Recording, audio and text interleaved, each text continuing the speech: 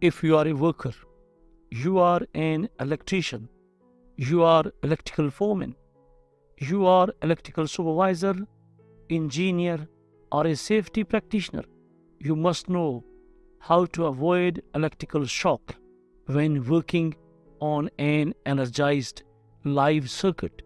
To serve the purpose and to gain the objective, you need to remember 15 safety golden rules. Number 1, receive proper training on electrical safety. Number 2, follow safe work practices and procedures. Number 3, use appropriate personal protective equipment, PPE. Number 4, insulate and protect exposed wires. Number 5, turn off the power source before working on electrical equipment. Number 6, use insulated tools and equipment. Number 7, maintain a safe distance from live electrical parts. Number 8, test for voltage before touching wires or electrical components. Number 9, avoid working on electrical equipment in wet conditions.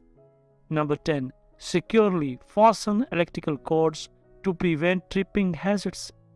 Number 11, avoid using damaged or frayed electrical cords. Number 12, never touch electrical equipment with wet hands. Number 13, be aware of overhead power lines and maintain a safe clearance or distance.